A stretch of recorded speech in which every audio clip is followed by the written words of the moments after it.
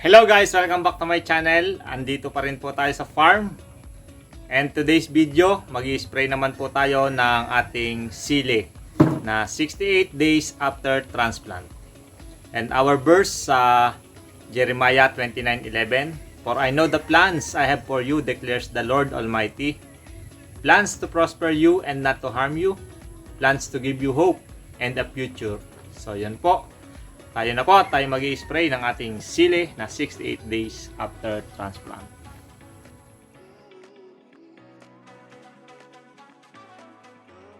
Yan guys, kanina galing tayo sa palengke ng San Juan, Batangas at tayo ay bumili ng mga pang-spray. So kahit po gumagamit tayo ng mga organic din na CHC products, so hindi po kakayanin na hindi tayo gagamit ng synthetic na products.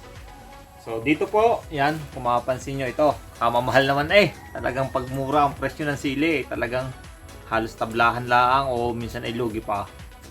So gaya po nito, Score, yan, ito na yung pinakamurang nabibili natin, 1,250, 500 ml. Fungicide po ito. Tapos ito, yan, Cabrillo, yan po yung ating mga ginagamit, 250 ml, 1,200. Ay kaya po mas mura dito kasi ito ay nasa 1,300, ganyan, 1,250, 500 ml. Samantalang ito 250 ml, 1,200, ay kainaman, kalahati ng laman ay parehas ang presyo. So yan po, pero sabi nila mas magandang araw daw itong Cabrillo. So parang may mga effect yan na very technical, na yun lang mga technician na ang nakakaalam. So yun, may sinasabi sa atin na magandang effect sa halaman to, parang ganon. Tapos ano pa bang pamalit natin dito na fungicide? So ang isa pa po na pamalit ko ay Resist, kaya lang ubos na yata, wala na, ubos na. And then ang ating insecticide naman na ginagamit ay gaya nun, last nating spray, ito Pegasus. Kasi may nakita tayong mga kulot-kulot din, hindi rin naman talaga maiwasan na napapasok ng kulot. So hindi rin natin alam kung kulang sa tubig, kung sa insekto, or kung kulang sa abono. So parang ganon. So at least pagdating sa spray ay nag-spray na tayo ng mga kanga-dekalidad na. So ito Pegasus, kamahal din, 950, 250 ml. Tapos gumagamit din tayo ng ito, kabibili ko lang, Alica. So kung gusto niyo pong ito, 2,850. Yan, ang mahal. Ngayon kung gusto niyo makamura, pwede ito. Ito yung counterpart ng Alica, Alia. So siguro ito nasa 2,000 lang, 2,000 plus. Basta mas mura to sa Alica, pero same ang active ingredients. Hindi na lang natin alam, baka may mas may mga dagdag pa na konti, yan. So yun, kung gusto nyo, pwede to, Alia, counterpart ng Alica. At ito, mas mura din to, pinang-spray din natin to, Karate. Yan, ang bili ko dito ay nasa 800 yata to, 1 litro pa, shipping nyo naman, layo ng pagitan. Alica 2,850, tapos Karate 800. So yan. Pero ano rin naman yan, minsan ay depende rin, kasi gaya nito, sa isang knapsack sprayer, pwede ang kalahating kutsara laang o isang kutsara, nasa 5 to 10 ml sa 16 liters. Samantalang ito, parang nasa dalawang kutsara, 20 ml. So magdidepende rin kasi sa pagtimpla, sa paggamit. Tapos ang ating kalimitang gamit na foliar sa sili ay ano lang, Calvo Zinc o Calcium Boron Zinc. Yun lang po ang ating ginagamit kapag namumunga na. So yun, minsan gumagamit din tayo ng CHC Agritech, Growmore, pero bihira at medyo mahal din, pero effective din naman. So ano pa ba? Ito naman, pagka yung vegetative stage ang ginagamit natin, ito Anaa foliar, pagka yung maliit pa ang sili. Pero pagka namumunga na, Calvo Zinc ang ating isinasama, Tapos sa pag-aabono, yan nakikita nyo naman, laging merong Nitrabor. So yun po. Yan yung kalimitan nating palitan, palit-palitan, combination na lang. Kung ano ipagpa-partner mo sa fungicide at insecticide at saka foliar. So yun po yung ating practice. Tapos every 4 to 7 days. Depende sa pangangailangan. Pagka malimit ang ulan, every 4 days tayo mag-spray. Pagka naman sobrang init, isang linggong init na, pwede siguro hanggang mag 7 days, 7 to 10 days pa nga. Pagka medyo bata-bata pa. Tsaka monitoring din.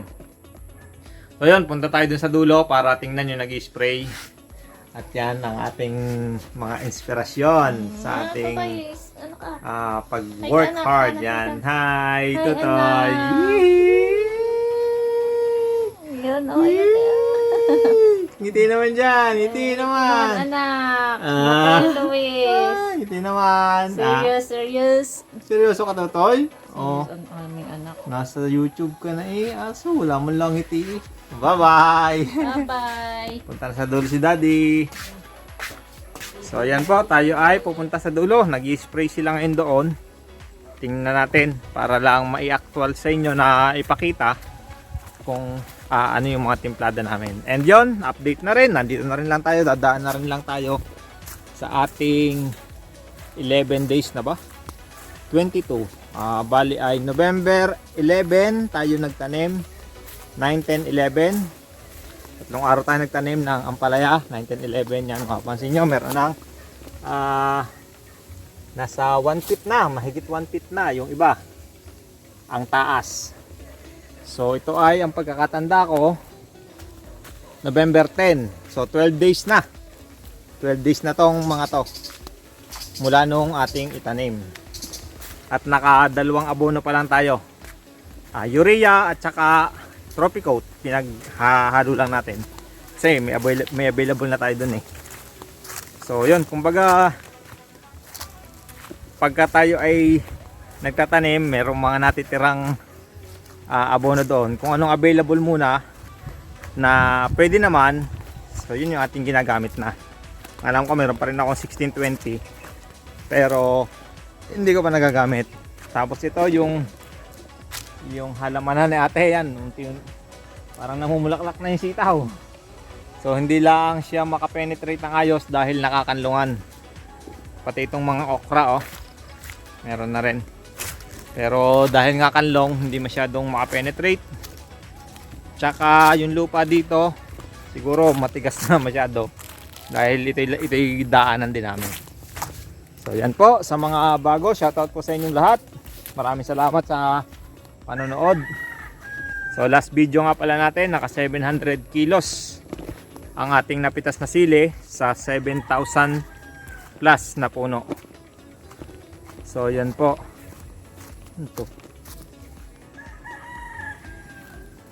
At ito sa mga bago sa ating channel, ito yung mga labis na na punla ng ampalaya, kaya hindi na naka-plastic. So dati ito wala. Dati wala tong balag.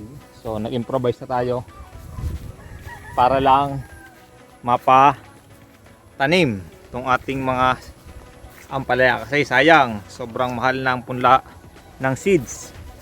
So nasa 2,850 ang isang lata, 500 seeds. So yan, yung ating mga kasama yan. Shout out kay Bunso. Mga busy. Hindi mga ano. Yan, bali tatlo po sila nag-spray. Ito naman yung ating sprayer. Yan, tama-tama. Paparating na si Dudong para maipakita natin yung timplada natin dito. So ito po yung gamit natin for now. Yung insecticide natin gamit ay Gold. Yan, Gold Spectrum. Tapos itong Cabrillo. Tapos ang ating Foliar Calvo Zinc. So ayan po. Shoutout muna Dudong. Nasaan na si Dudong? Yan, kaway-kaway muna. Sige. Banat. Yan.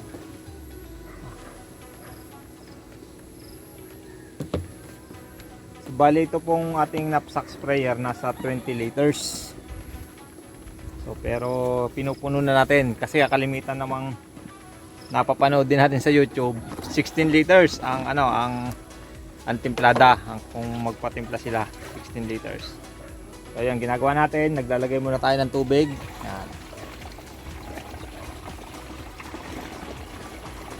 Ayan. Pagkalagay ng tubig, maalin sa tatlo kahit alin ang mauna. Yan. Ang ginagawa lang muna natin, 3 kutsara ng Cabrillo.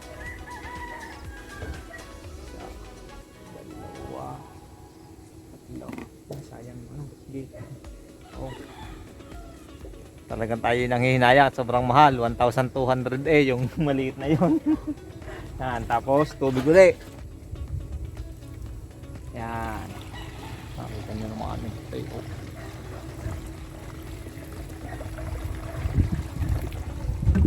Pagkatapos, maglagay ulit tayo ng insecticide naman, 4 na gold.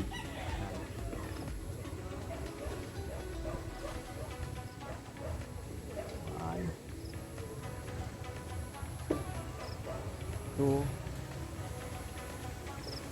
3, 4. Kamamahal ng mga insecticide kaya talagang pag sumala sa presyo kaya ang hirap na rin magpa-maintenance. Ayan, tubig uli. Tapos hanggat kung pwede nyo alugin nyo rin. Yan. Kung pwedeng sayawan nyo Dudong. Wow. O yan, sige. Tapos yun na, yung foliar. So yung iba naman po, pagka tag-ulan, gumagamit pa sila ng sticker. Kung tawagin, hindi ko alam kung nalimutan ko yung brand. Pero malimit, hindi talaga ako nagamit ng sticker eh. 4 din yan. 1, 2, 3, 4. So yan po. Pagkatapos, sana pupunuin na ng tubig.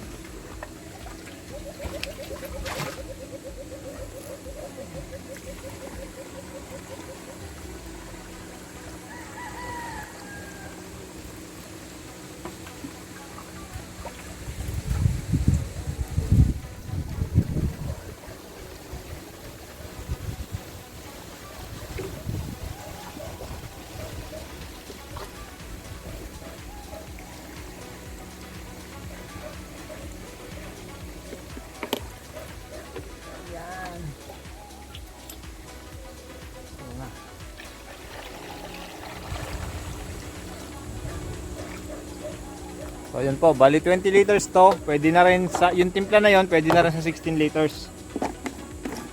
Yan. At pagkatapos, hanggat maaari, pag nag-spray po tayo sa ilalim, kumbaga pasalok. Kasi pag sa ibabaw mo siya in-sprayan, parang walang kwenta, kasi parang nakapayong lang yon. Nasa ilalim kalimitan tumitira yung mga insekto. Kaya minsan makapansin nyo, yung iba nag-spray, tapos ay sasabihin nila para hindi tumatalab kasi ang ginagawa nila sa ibabaw sila nag-i-spray. So hindi tinatamaan yung mga insekto. So yun, sundan lang natin si Dudong para ipakita sa inyo na yung kanyang tinimpla ay i-spray talaga. So yun po. Bali ito po ay 68 days after transplant at naka 3 pitas pa lamang po tayo. Pero umabot na siguro ng 1,500 kilos yung nakuha natin buhat nung mamitas. Ayan.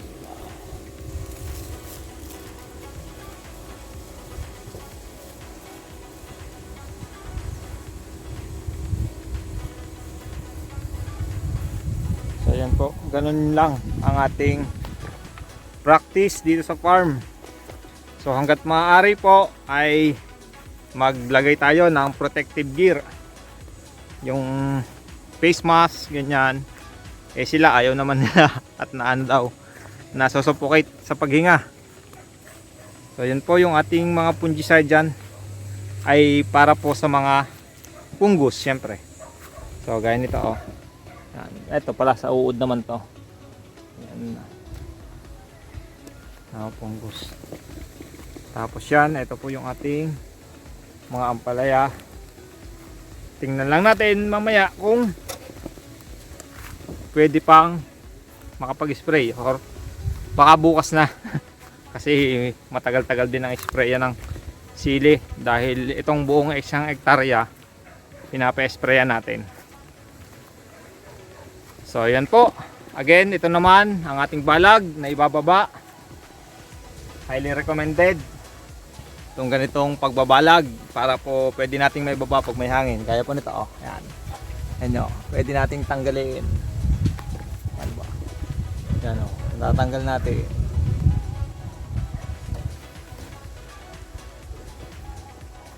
Tapos binabalik lang natin ulit pag gagamitin na. So yan po. Kaya ito ating pag-aampalaya. Hopefully tumaas-taas yung presyo ng ating sili para makabawi-bawi naman sa kapital. So hindi ko na po matansya masyado ang kapital kung itatanong yung kapital dahil magkahalo na po ito ng ampalaya at saka sili. Pero ito sa siguro hanggang 200k ang nagagastos na. 200,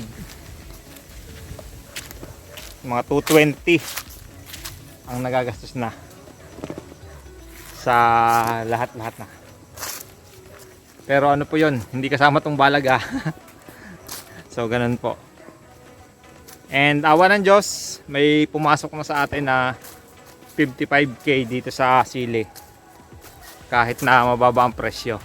So volume na lang talaga. Hanggang dito na lang po ang ating video. Maraming salamat po sa patuloy na panonood, pagsuporta sa ating munting channel. Nawa po ay may natutunan kayo sa video nating ito. God bless. See you on the next video and to God be the glory. Bye bye.